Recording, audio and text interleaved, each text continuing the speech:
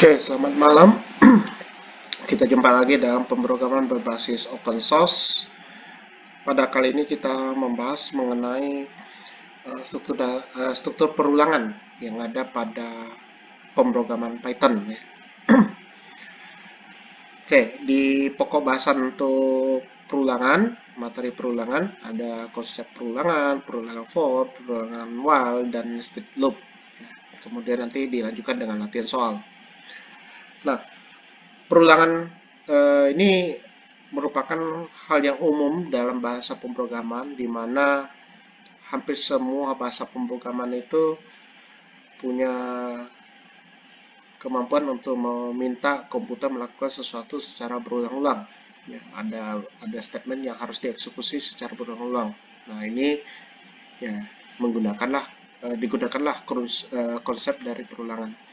Nah, di dalam Python ini ada dua konsep perulangan, yaitu perulangan menggunakan for dan perulangan menggunakan while. Untuk perulangan yang ada pada Python, ya, perulangan for itu biasa disebut dengan counted loop, sedangkan untuk perulangan while disebut dengan uncounted loop.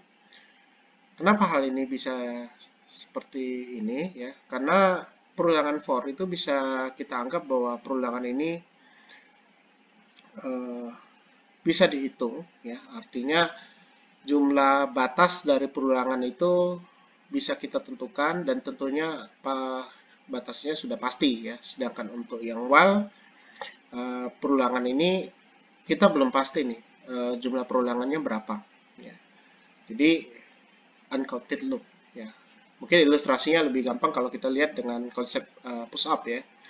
Jadi kalau misalnya kita lakukan push up sampai 10 kali, nah ini for i dari 0 sampai ke 10 lakukan push up. Nah, kalau for itu udah pasti. Berarti kalau kita push up ya 10 kali.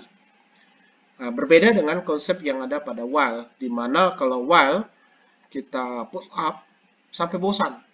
Nah, sampai bosan tuh berapa gitu.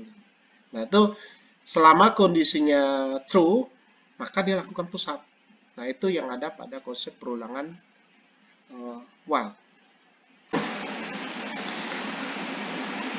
Nah, bentuk umum dari perulangan for itu adalah for index in range.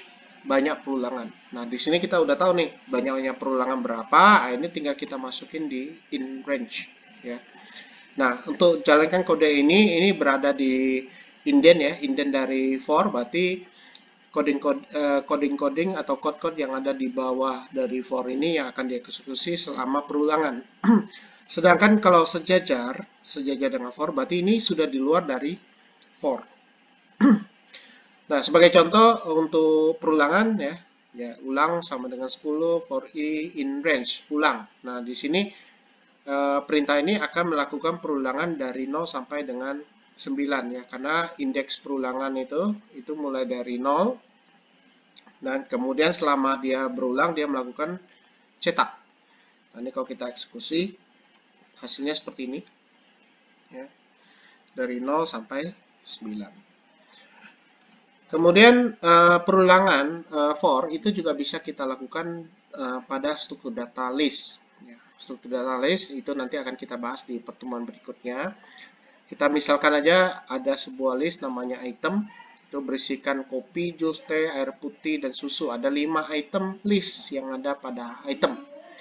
Nah, kita bisa lakukan perulangan, ya, for isi in item. Jadi cukup menulisnya for isi in item. Jadi nanti secara otomatis perulangan for ini akan mencetak semua list yang ada pada item list. Jadi indeks di list juga akan dimulai dari 0, ya. Jadi kopi akan menempati indeks 0 dan seterusnya, sehingga kalau kita eksekusi akan menampilkan hasil seperti ini, ya. Nah, untuk perulangan while itu mirip seperti perulangan for, ya. Jadi codingnya ini kalau berada di dalam while akan dieksekusi, kalau codingnya sejajar berarti dia ada di luar perulangan while. Yang berbeda adalah di sini ada kondisi, ya. Kondisi while ini bisa berupa operator logika, bisa berupa operator pembanding, ya, di mana nanti kondisinya kalau dieksekusi ini adalah boolean. Jadi selama kondisi bulannya true, maka dilakukan looping. Begitu false, maka akan keluar dari while. Sebagai contoh, ada coding ya, ulang sama 10, hitung sama dengan 0. Nah, di sini kita mau mencetak angka dari 1 sampai 10 ya. Dimana kondisinya true ya. Kalau yang ini selama kondisinya true dia akan cetak, kalau dia false dia akan keluar dari perulangan. Seperti ini. Kalau kita eksekusi, seperti inilah hasilnya. Contoh lainnya adalah tentang menjawab ya dan tidak ya. Ini kalau kita lihat, ya ini biasanya kita pakai di login atau diapakan ya. Nah ini bisa kita explore lah ya, pengembangannya ya.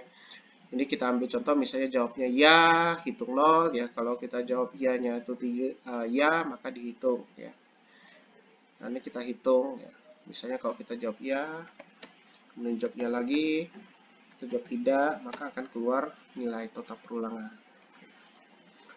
Nah, coding ini kita tambahkan lagi dengan if jawab sama dengan tidak ya. Jadi ini hasilnya juga kurang lebih sama ya. Jadi ini kalau kita membaca ya dan tidak ya. Ya, misalnya tidak gitu. Nah, ini akan dihitung seperti ini. Konsep berikutnya adalah tentang nested loop. Jadi bahasa pemrograman Python juga memungkinkan kita untuk menggunakan looping di dalam looping ya. Jadi ada looping berada di dalam looping yang lain ya. Contohnya untuk nested loop for, yaitu for di bawahnya ada for lagi, ada statement. Kalau untuk ya while berarti ada while lagi. Jadi ada while ini berada di dalam while ini, atau kalau for ini berada di dalam for yang ini. Nah, ini ada contoh untuk menampilkan bilangan prima dari 1 sampai 100. Nah, ini untuk mencari bilangan prima saya menggunakan nested loop. Seperti ini. Kalau dieksekusi, ini hasilnya. Termasuk juga untuk membuat segitiga ya. Jadi untuk yang program yang berikutnya ini adalah untuk membuat sebuah segitiga berdasarkan angka bilangan bulat yang kita masukin. Jadi kalau kita masukin angka 5, maka akan terbentuk segitiga mulai dari 1 sampai 5 ya. Jadi kalau saya jalankan misalnya ini 5, maka akan terbentuk segitiga seperti ini. Oke, demikian untuk materi perulangan. Untuk selanjutnya Anda bisa coba soal-soal latihan yang sudah saya sediakan. Akhir kata, selamat belajar.